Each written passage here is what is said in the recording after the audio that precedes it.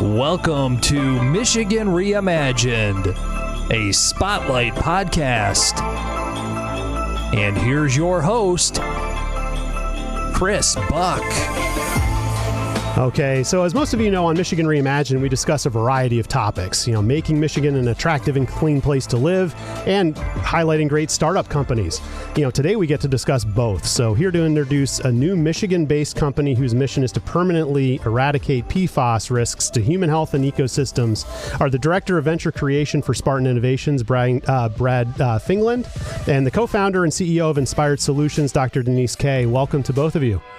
Thank you. Thank you. All right. So, Brad, I'd like to start off with you. Can you talk a little bit about the high-level overview of Spartan Innovations? Kind of what is Spartan Innovations and what's your mission? Sure. Yeah. So Spartan Innovations is an organization affiliated with the MSU Foundation.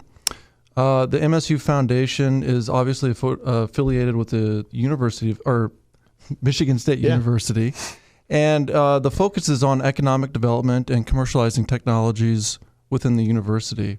The foundation has 4 affiliates associated with it. Spartan Innovations is focused on venture creation, and we work with startup companies, and we work with faculty that want to start companies.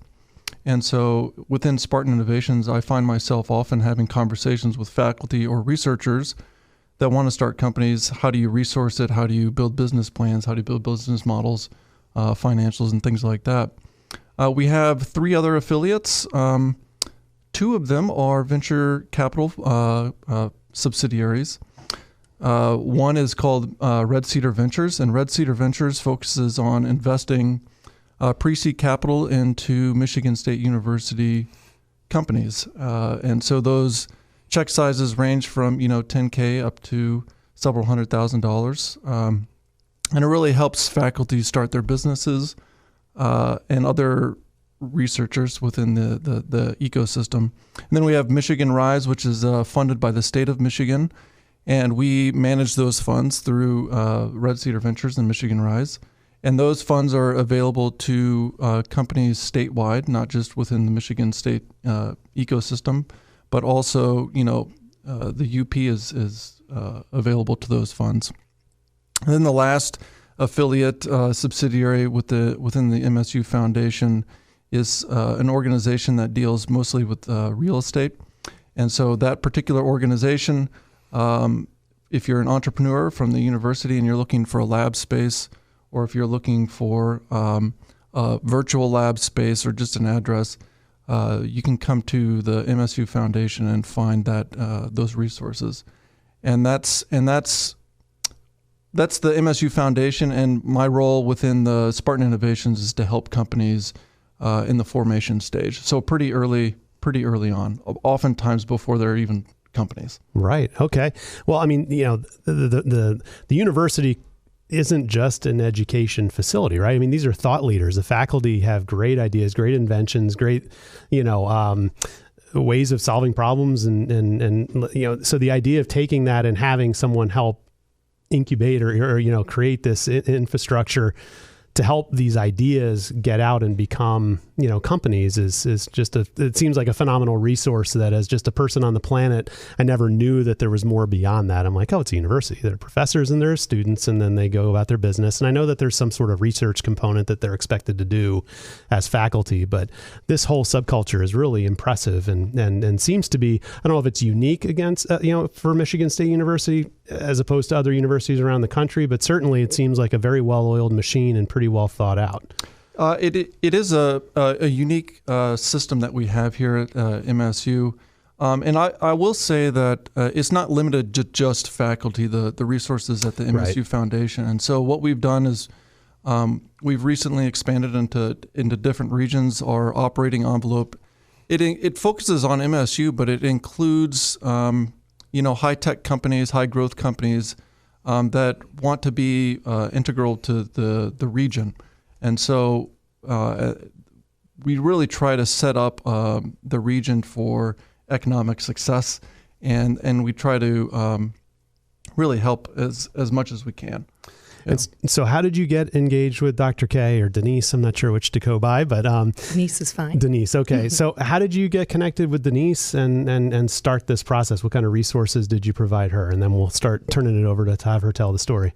Yeah, so we were talking before the show. How did Denise and I meet?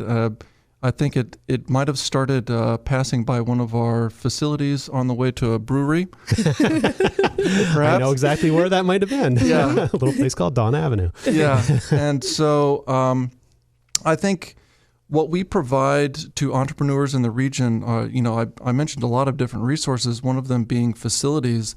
And Denise is a tenant in one of our facilities, the Van Camp Incubator. And because she's a tenant in one of our subsidiaries, Jeff Smith, who is the director of the real estate group at the foundation, he made the connection between the good work that Enspired Solutions is doing and the resources available in Spartan Innovations. And Denise and I had a conversation about what they were doing. And sort of my job at Spartan Innovations is to listen to what companies or researchers are doing and try to make connections and help out where I can. And that's how we initially made the connections, through the Van Camp Incubator. So she's not technically affiliated with the university through intellectual property, but she is an alum, which is that's great to be a tenant and a MSU alum. So I think we made a great first connection, and trying to plug her in as much as we can to the local resources. Fantastic. And Denise, over to you. Can you give us a little bit about your background? He mentioned MSU alumni, but what have you been doing since then? Well, you know what? Actually, I'm about as pure Michigan as they come. Okay. I was born and raised here in Michigan. I got my first degree actually from University of Michigan, and then my PhD from Michigan State. After that, I stayed very much in the East Lansing region and had a career of over 20 years as a consultant to the chemical industry, basically on fate and toxicity of chemicals in the environment, and specifically their effects on wildlife. So I was very much throughout my career in tune with, environmental contaminants and the needs we have around them to clean them up or control them, reduce the use of them. And so in the past about 10 years, I had the pleasure of working with the woman who's become my co-founder, Meng. Meng Wang and I have started this company. We worked together and really worked well, and had become increasingly aware of this particular contaminant, PFAS, and decided to start looking into what could be done about this. And then serendipitously, I had a coffee meeting with my major professor from MSU. Okay. And during this, just lunchtime coffee, he said, we did some research in my lab, and we published a paper and it's about destruction of PFAS. And he was really surprised it had never commercially taken off. And I was like, oh, that's interesting. Give me the citation. I read it, and I really thought it was elegant chemistry. Really, from a chemistry point, straightforward and simple, but I call it elegant because it's not obvious. Right. And so from that, we continued to work with the people who developed that chemistry and to take it towards more of a commercialization. There's the big difference between doing it on the bench scale and doing it in a field and applying it in the environment.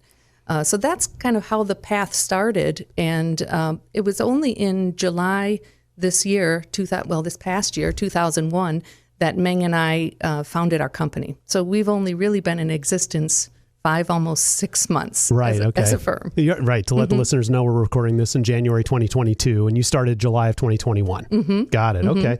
So just to back up a little bit on the science, so PFAS has been in the news. I mean, it's become increasingly a common, phrase, and people, I think, on the street, if you said, hey, what's PFAS? They'd say that's the bad stuff in the environment, but that's about all I know. I think it's in maybe fire suppression stuff, or it's like out there, people are using it actively and it's bad. How much more can you tell us before you go over our heads? I'll try. Yeah. You can wave me down when I get too far. PFAS is actually an acronym for per and polyfluoroalkyl substances. So it's not a single chemical, it's a whole group of chemicals. And what these chemicals have in common is a lot of bonds between carbon and fluorine atoms. So they're called fluorinated compounds. So they have a lot of these carbon-fluorine bonds, and that is one of the strongest bonds that exist in nature. And because of that, they don't readily break down when they're released into the environment by any means. So the challenge to us as individuals dealing now with our understanding that we've been using these, they've been fantastic products. We as consumers have promoted their production because we like what they do. Yep. Now they're in the environment. We now understand they're toxic, but they're highly resistant to breakdown. What are the common applications of this compound? Yeah. One of the things that I know I enjoyed was stain resistance. So stain resistance coating on upholstery, carpet, a tablecloth, that was all PFAS based. Things that stick and then can be pulled back off without leaving a residue, that's a PFAS application. Okay. Food packaging, such as if you have a fast food and you don't want the oil to soak through the paper that it's wrapped in, you can either coat that paper in wax, which is what they used to do, but more recently it's been a PFAS style coating. Those are all where consumers are going to most likely get their exposure. But one of the greatest releases to the environment is when it's used as a fire suppressant or to put out fires. It's particularly useful for high temperature fires like jet fuel fires. In fact, it's one of the very few things that works for that. So could you equate it kind of like to asbestos, where it was kind of manufactured, used in a lot of different ways successfully. Then we realized decades later that it was bad for us. Yes. And now we're trying to remediate all of that. So it's kind of a modern version of that to help the layperson maybe equate what you're dealing with. Exactly. Okay. PCBs, I think, would probably be one of the most recent parallels to that. So is PFAS still allowed to be used? Yes, it is. Okay. In fact, a couple of manufacturers, the two primary manufacturers of the chemicals, have voluntarily stopped making some of the most toxic versions, specific chemicals of PFAS, and they're finding substitutes. However, so those substitutes are frequently also PFAS compounds. Remember, it's a group of chemicals. Right. So some are more toxic, some are less toxic. They've stopped making the most toxic ones. They're substituting with others. And now we're finding out, those may be pretty toxic too. Right. So there is a push from consumers to stop using them in especially food packaging, to reduce their use in the environment. But there are definite needs in like firefighting applications. Right. There's a very large awareness and an industry trying to find a substitute, but there's always that cost benefit analysis. We can put out a jet fuel fire, save lives, and we may contaminate the environment some. So, there's some things that are going to take longer. Right. Mm-hmm. Okay. So what has been the traditional method for trying to clean up PFAS? Because I hear about there's a way, or there are firms that are out there kind of doing it. Mm-hmm. And as a teaser, I did read on your website a little bit about this, but talk about what has been going on and then tell us about what your kind of breakthrough or at least through that article. So the biggest concern right now in Michigan, and in fact, United States and globally, is PFAS in water that is people are then exposed by using it as drinking water. Mm-hmm. And a great way to get PFAS out of water is to put it through a filter that is essentially activated carbon or charcoal. In fact, people might be familiar with it. They might even have one in their fridge where you put a carbon filter in, and it goes through and it filters out a lot of chemicals. You can capture PFAS like that. You can capture it on that carbon, and there's also other resins, they call them, that you can capture it on. The difficulty with that solution is that that carbon or that resin then needs to be disposed of. Common ways of disposal right now are putting it in a landfill or incinerating it. Both of those disposal techniques have had some problems with re-releases in the environment. Ultimately, if it's an older landfill, it may leach out into the environment and get back into groundwater.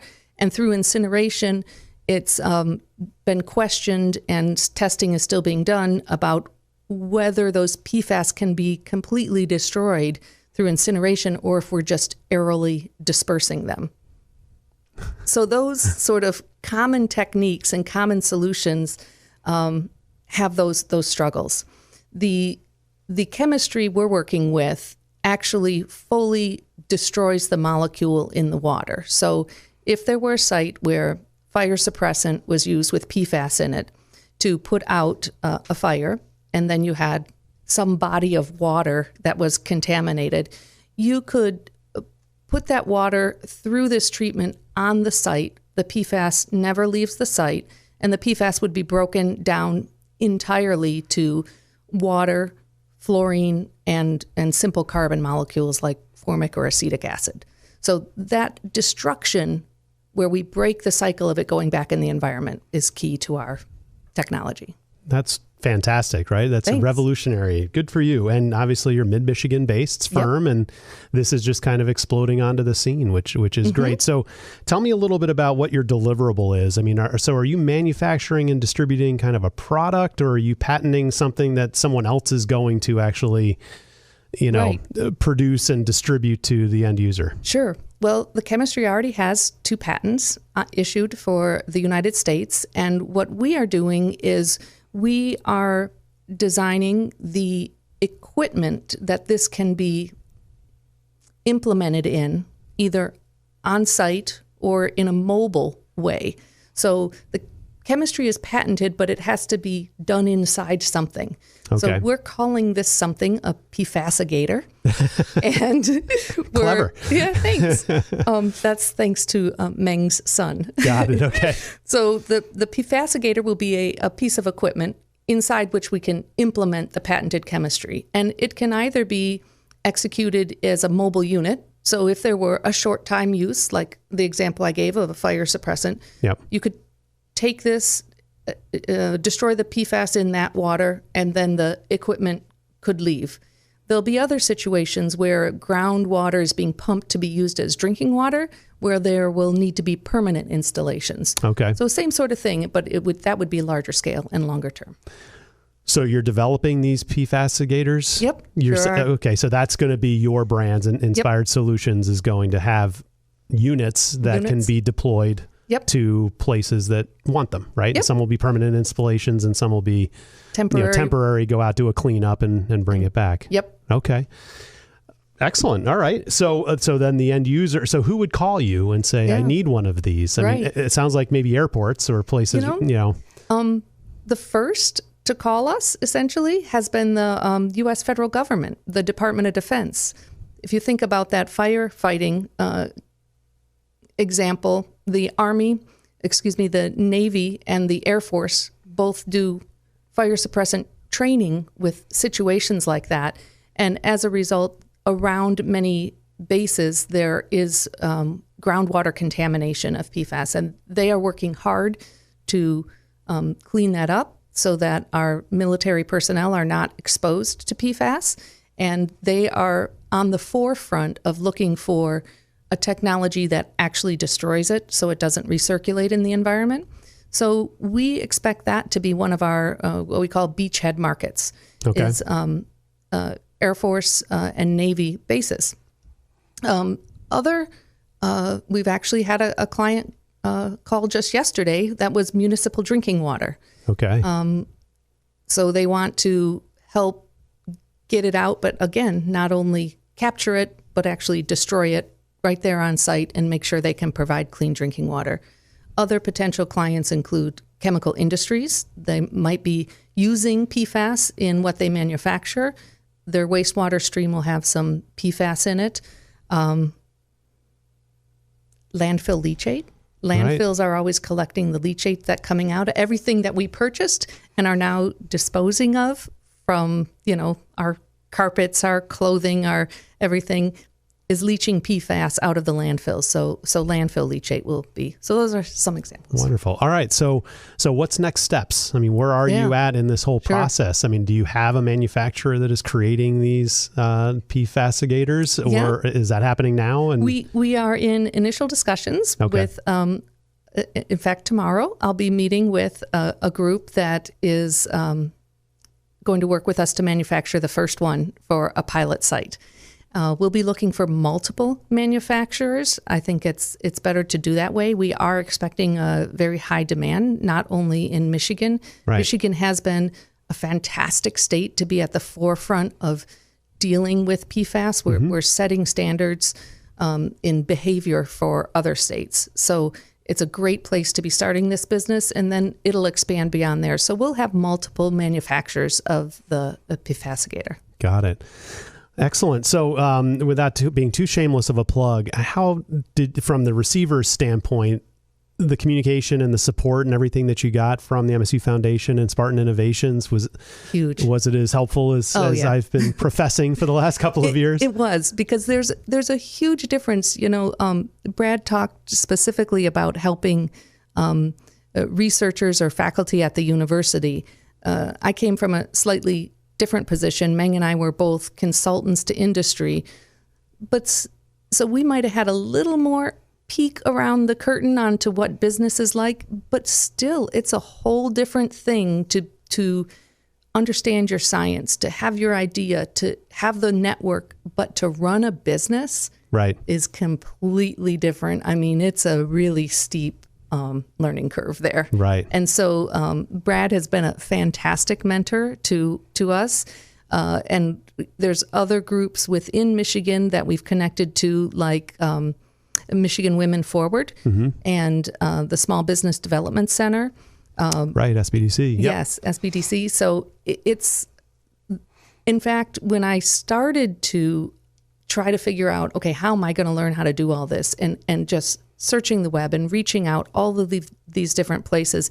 At first, it was a bit overwhelming. Like, there's so much help out there, sorting out which ones are going to be the most valuable for our particular situation. And Spartan Innovations definitely has shuffled through as one of the most valuable for us, for sure. Right on. Well, before we spin it back over to Brad to wrap up, how would people get in touch with Enspired Solutions and learn more and cheer you on? So the only thing you have to remember is that we spell Enspired with ENSPIRED as a nod to environmental. Okay. So Inspired Solutions is .com is our website, and we have a LinkedIn page, Inspired Solutions. So either of those two, and you can find out more. Fantastic. Dr. Denise Kay, I really appreciate you. I appreciate you. Thank you. And what you're doing, I mean, for our environment. I mean, this is groundbreaking, revolutionary technology to eradicate something that's running rampant in our environments. And I'm grateful that you're on the case, and I'll breathe better, literally and figuratively, that you're doing the work you do. And Brad, how can people get in touch or learn more about Spartan Innovations? Yeah, thanks, Chris. So if you'd like to learn more about Spartan Innovations or the MSU Foundation, we're on LinkedIn. We're on all the platforms. You could also go to msufoundation.org and come visit our site and send me an email. My contact information is on the site, or connect to me on LinkedIn. Fantastic. Well, Brad and Denise, I really appreciate you being in here today. All the best in the future for both of you. And we look forward to maybe doing a follow-up in the years to come to hear how things are going. Fantastic. Thank you, Chris. Thanks.